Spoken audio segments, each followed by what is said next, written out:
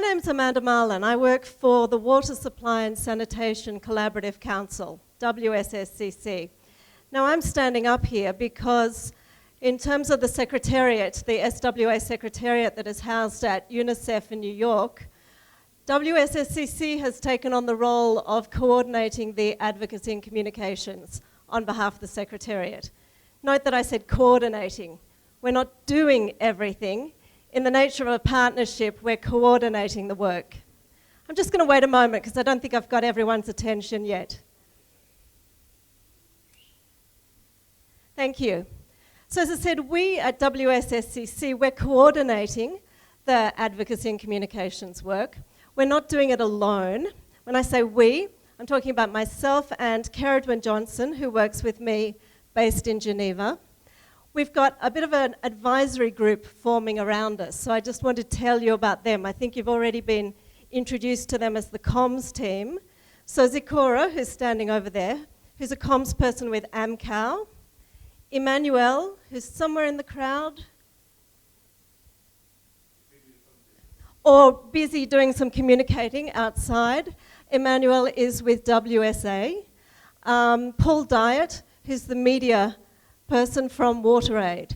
We're getting this sort of support from other people, and we're using this partnership meeting as a way to talk about how we communicate together. Many of the issues that have been coming up in the course of this partnership meeting so far are the ones that are very close to our heart. We've already been talking about questions like, what does it mean to be part of a partnership? What does it mean to act as part of a partnership? What do we do as members of a partnership? What do we do in the name of our own organisation? What do we do on behalf of the partnership? For me, these are strategic issues that are at the heart of a partnership, and the communications has to follow from that. We don't invent those rules. We listen to the values and the intention, the way the partnership is going to work together, and we act that out in terms of communications. Now, there are many, many things still hanging in the air. There are many messages that we've yet to consolidate. There are many issues on which we've yet to reach closure about the direction that we have to take. That's okay. We can live with that. We will always be living in a changing environment. We'll always be trying to communicate about something that's evolving and about something that's in flux. So let's not let that fluster us. Let's just acknowledge that this is the nature of being in an alliance. It's the nature of being in a partnership, and it's true of any sort of evolving thing. We're used to real-time reporting, and that's what we've got to do. Having said that, I think I've heard amongst the group, I heard it right at the beginning of the meeting, a desire for clarity, a desire for clear messages. So somehow, despite the fact that we're evolving, we're in the state of finalising things, we do have to distill some messages about where we're at. So at the session today, this last discussion we have here, let's talk a little bit about that process and how we as a partnership are going to come about that process of distilling some messages. We're not going to finalise messages, and we're not going to wordsmith here today, but we are going to talk about how we're going to work together in terms of communications. Now, the first thing I want to do is throw to my colleague Zikora and have him talk us through some of this voting that we did. Some of that session that you did at the end, just before lunch, where you came up with some suggested elevator pitches, some short messages about some of the activities that SWA is doing. Let's see what people thought about what worked, what are some of the best ways to communicate what we're doing. SWA has gained significant momentum. We know that. We've talked about that quite a lot over the course of the first few days, but we still really need to get much better about how we communicate our activities as well as communicating the messages that we're trying to convey. And as Amanda mentioned, I work for the Sanitation and Water for All Secretariat based in WSSCC in Geneva. So I'm just going to present a few ideas that we've had about what we should be doing in terms of communications and advocacy, a little about what we've done and how we can really harness and leverage the capacity and the skills and the expertise of the partnership and the partners to really achieve what we're trying to achieve in terms of communications. So a few ideas about what we are trying to achieve, and much of this has come from hearing from you, from the survey and other conversations that we've been having. And I think it's worth noting there's two parts to this. There's the internal communications, as in how we communicate with each other and how we provide information about the partnership and what we're doing and how to engage. And then there's sharing information with external parties, trying to really raise awareness both of the issues, to communicate the evidence, and develop and maintain this credible image and really get people interested and working for SWA. Somebody, a wise person who responded to the survey, put it better than I can, so I'm just going to read this out.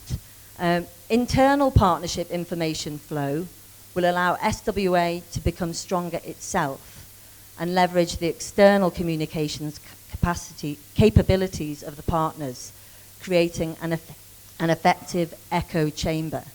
And I think that really puts nicely what we're trying to achieve, that if we can strengthen the information sharing within the partnership and engage the partners, that in turn will really help us deliver our aims in terms of getting the messages out there.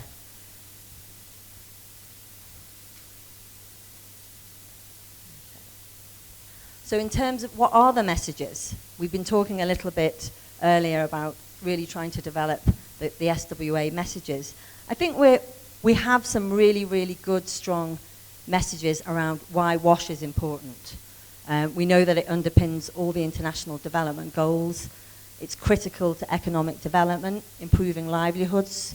SWA has facilitated a lot of work in terms of demonstrating the economic impact of investing in sanitation, and I think we've got lots of material that we can work with there.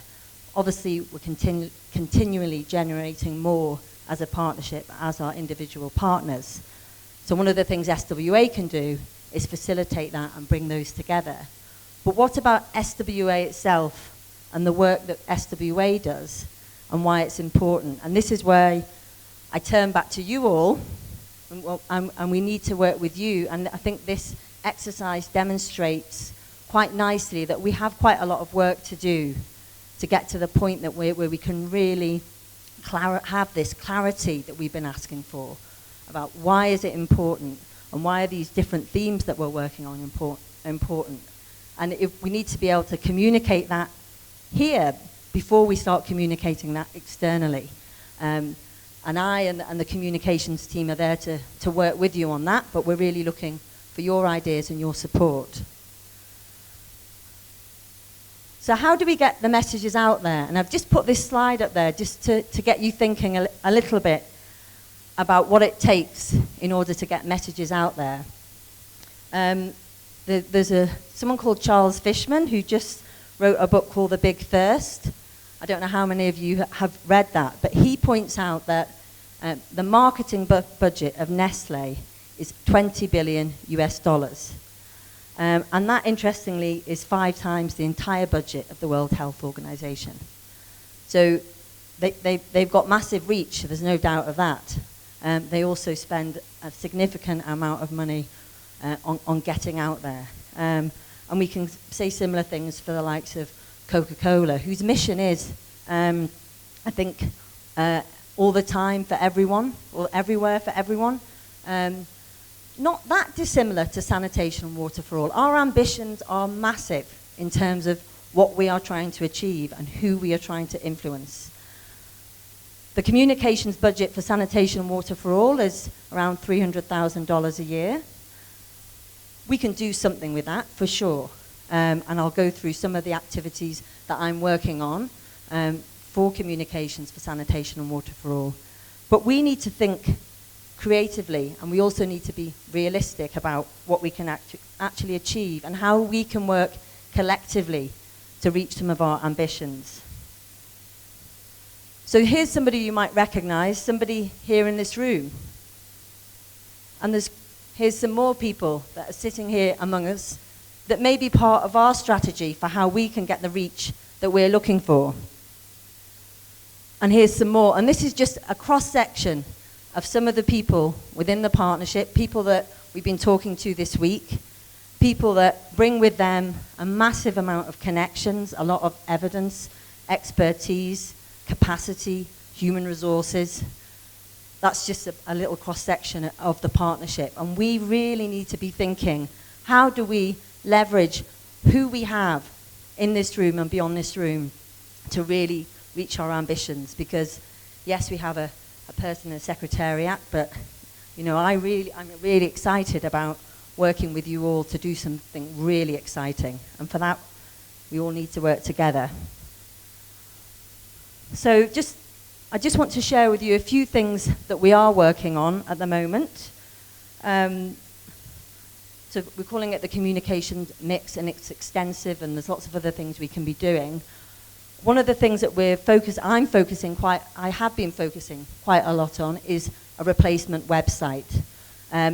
People have been calling for it. I've been doing some work behind the scenes, and we're just about to contract a new agency who's going to work with us to have a much more interactive website. And I think that will help us to deliver some of the things that we've been hearing from you that we're looking for. More conversations, more sharing, more access to information for partners, and more ability to have some interactive discussions, conversations through the website.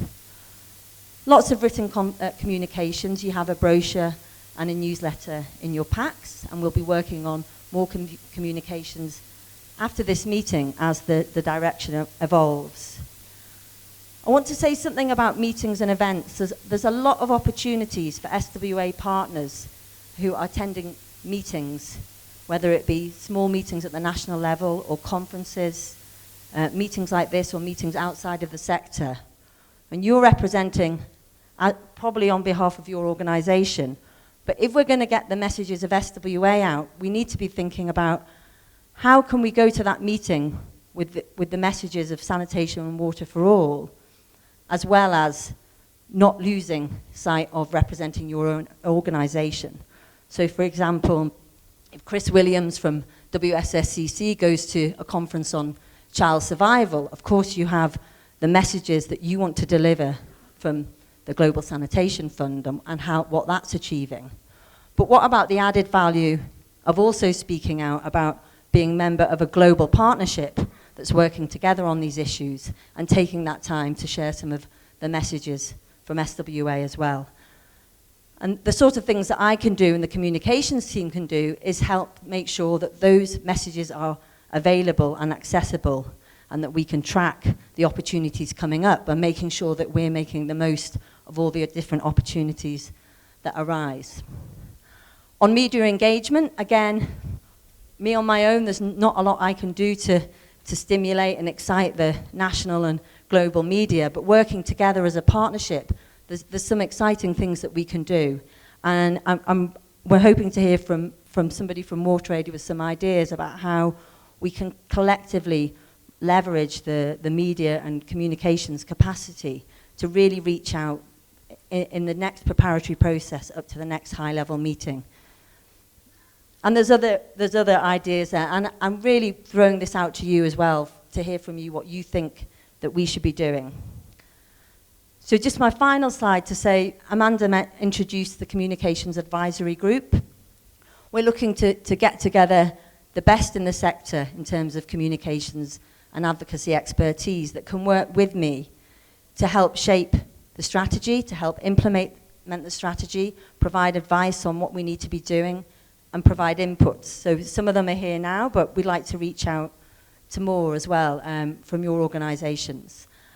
And I think Amanda might talk a little bit more about this, but we are aware that we need to establish the rules of engagement for this. Some of the core SWA values around contribution and collaboration need to run through that partnership, and we need to understand when we're doing communications for our organisation and at what times do we strategically and systematically do communications together. So that's something I'd be interested to hear from you again about how we do that successfully.